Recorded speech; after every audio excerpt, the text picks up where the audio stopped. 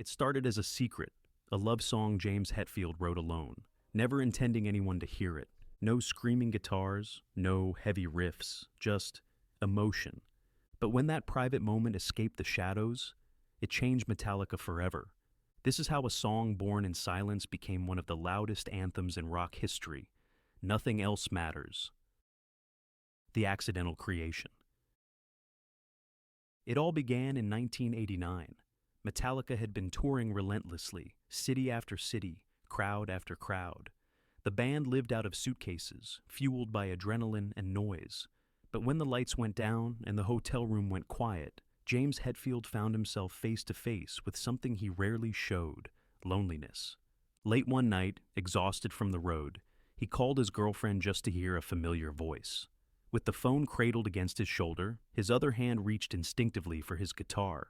His fingers brushed the open E strings, an unplanned motion that produced a gentle, haunting resonance. Without thinking, he started plucking a pattern with one hand, just filling the silence while he talked. Those few notes would become the backbone of one of the most emotional songs in rock history. When he hung up, he kept playing. Something about those chords felt honest, in a way Metallica's usual thunder didn't. He let the music breathe, then murmured the first line that came to him. So close, no matter how far. It was simple, almost too simple, but it captured exactly what he felt in that moment: the ache of distance, the pull of connection, the reality that fame and love rarely exist in the same room. He jotted down more lines on a scrap of paper. No rhyme scheme, no plan, just pure feeling. For once, he wasn't writing for the band, the fans, or the stage. He was writing for himself.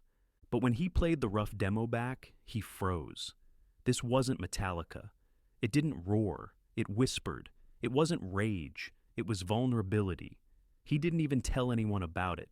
He recorded the song on a cheap tape deck, labeled it quietly, and stuffed it away like a secret diary entry. At that point, no one could have guessed that those private words would one day echo through arenas around the world. For now, it was just James Hetfield, a man alone in his room, holding on to a fragile melody that meant everything to him, and nothing to anyone else. But that wouldn't last for long. The band's reaction. Weeks went by, and the demo sat hidden away among piles of cassettes, half-finished riffs, live recordings, and random song ideas. James never thought anyone would find it. But one day, Lars Ulrich, ever curious and always digging through the band's creative scraps, popped the tape into a player. At first, he expected another raw thrash sketch or a riff-heavy jam. Instead, what came through the speakers stopped him cold. A slow, emotional guitar line. A whisper of a voice, hesitant yet haunting. It wasn't the James Hetfield he knew, not the snarling frontman who commanded arenas, but a man stripped bare. Lars listened again, then again. When James walked in, Lars looked at him, almost stunned. "Dude, what is this?" James shrugged, visibly uncomfortable. "Just something I was messing with. It's not for the band," but Lars wasn't buying it.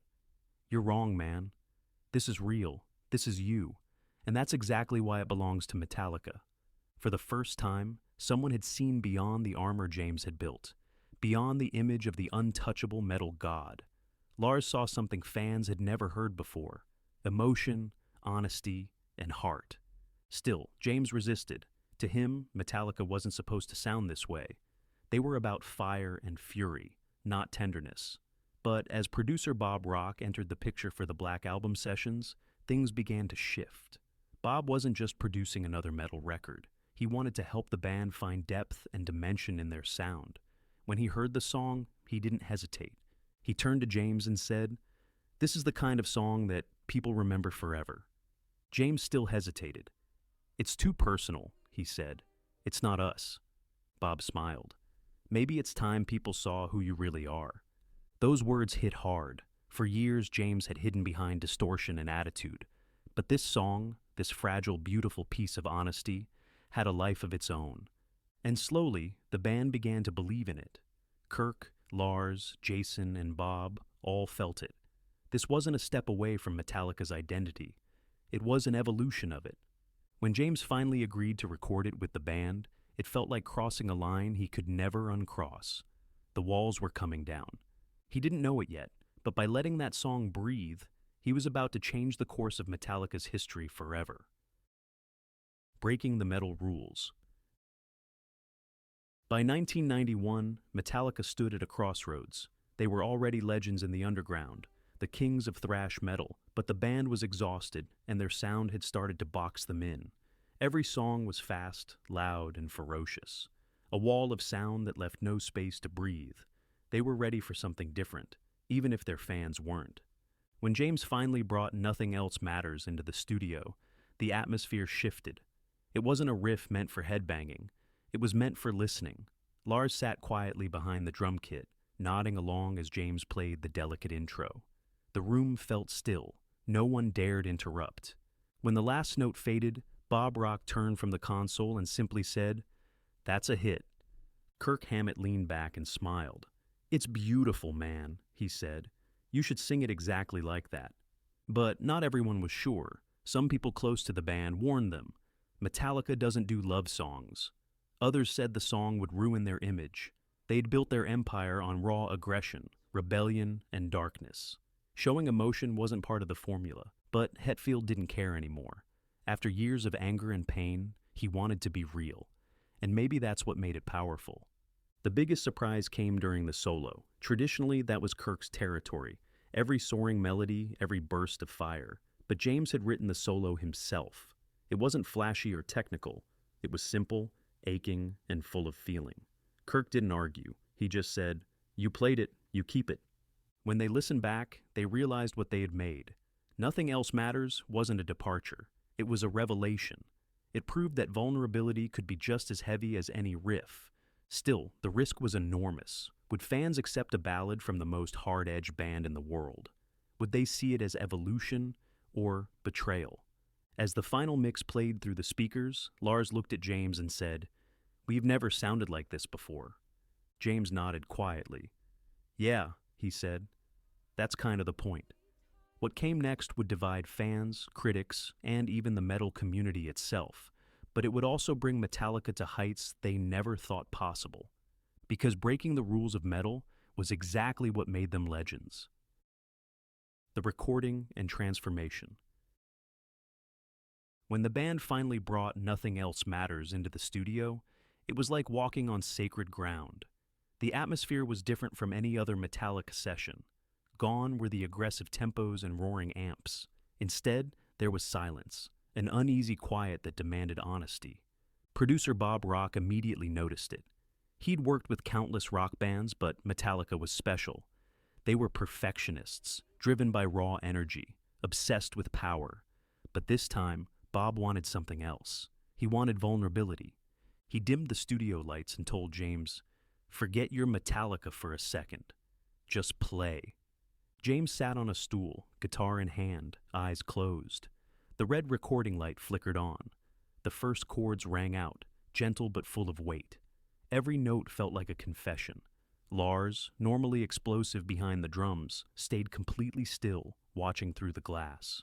Kirk leaned back, listening in disbelief. This wasn't just a song. It was an open wound being recorded in real time. But capturing that emotion wasn't easy. James struggled through take after take. His voice would break. He'd shake his head and mutter, "It doesn't sound right."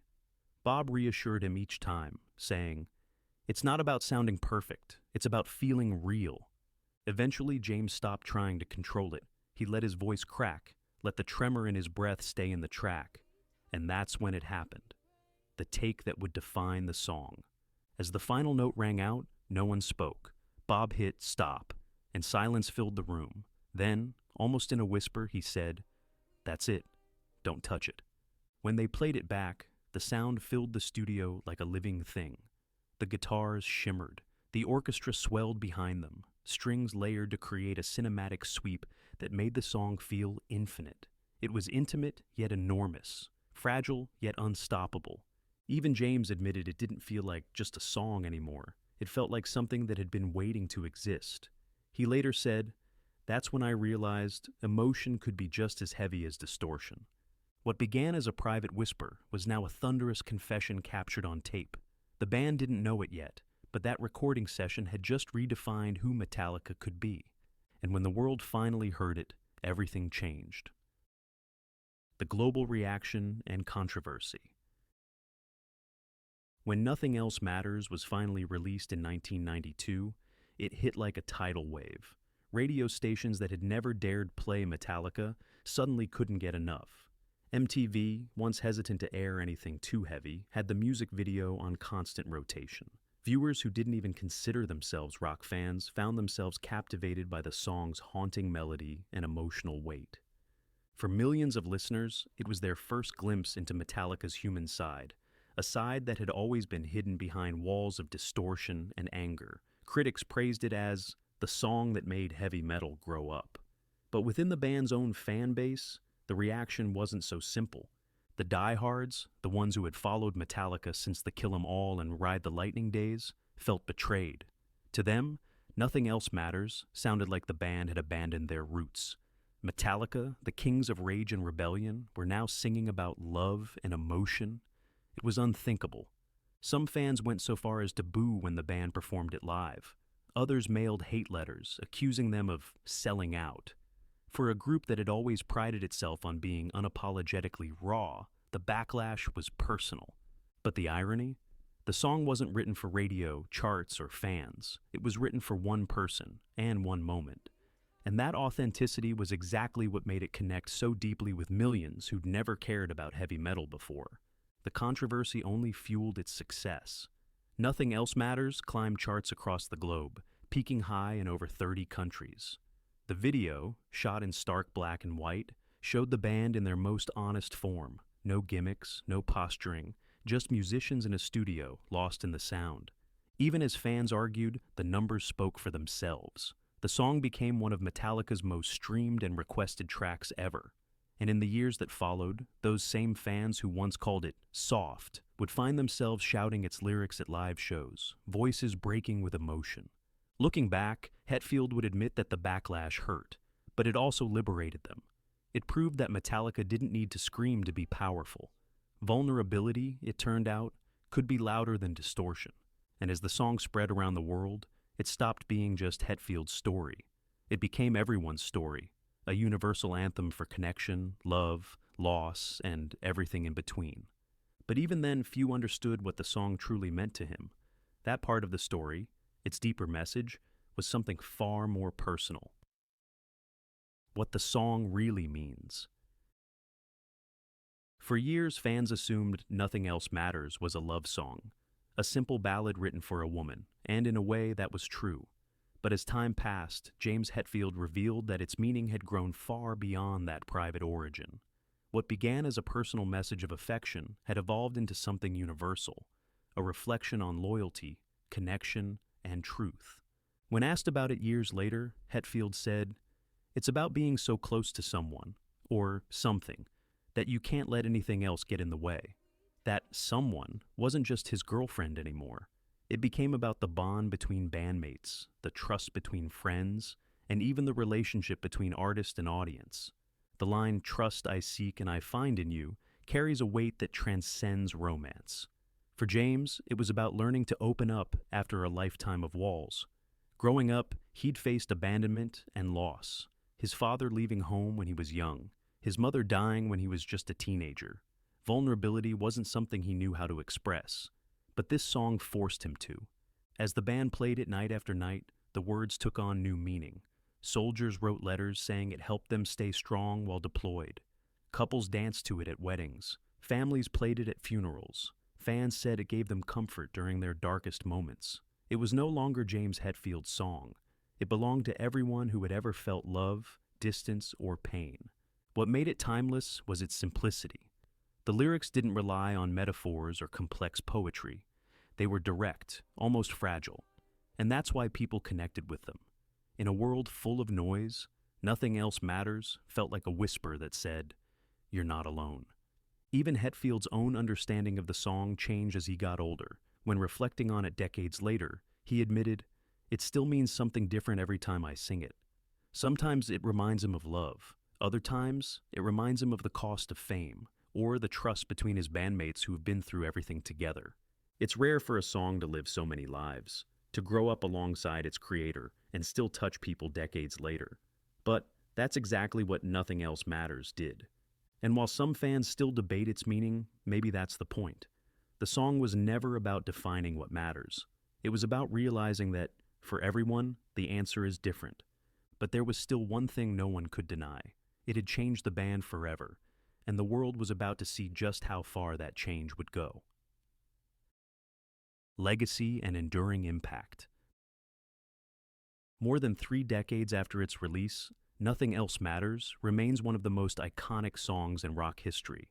It's the track that even non-metal fans know by heart, the song that broke barriers and proved that Metallica was more than just a heavy band. It was art that connected across generations, languages, and genres. At live shows, the first few notes of that haunting guitar intro are enough to make entire arenas fall silent. Tens of thousands of fans raise their phones like candles, swaying in perfect unison. For a moment, the chaos of the world disappears. Even the band feels it. Hetfield once said, "Every time we play it, I feel the weight of all those people who've made it part of their lives." Over the years, Nothing Else Matters has taken on a life far beyond Metallica. It's been covered by orchestras, choirs, pop stars, and even classical virtuosos. In 1999, Metallica performed it live with the San Francisco Symphony, transforming it into a breathtaking blend of metal and elegance. That performance alone became legendary, proof that heavy music could be beautiful, emotional, and timeless. In 2021, the song found new life again, when Miley Cyrus recorded her own rendition for the Metallica Blacklist tribute album, joined by Elton John on piano. Elton called it one of the most beautiful melodies ever written, and when a musician of his caliber says that about a metal song, you know it's transcended genre. Today it's played at weddings, funerals, and graduations, in stadiums and small towns alike. Its message of love, trust, and authenticity continues to resonate with people who weren't even born when it was first released. Nothing Else Matters didn't just redefine Metallica. It reminded the world that even the heaviest hearts can sing about tenderness. And decades later, that truth still echoes through every note. It began as a whisper, a melody written in solitude, meant for no one. But somehow that private confession became a song that millions would carry in their hearts. Nothing Else Matters proved that honesty can be louder than distortion, and that even the toughest souls can speak through softness. Because when the music is real, nothing else truly does matter. If you love discovering the untold stories behind music's most legendary songs, make sure to subscribe to Backstage Melody, where every lyric has a secret and every song has a soul.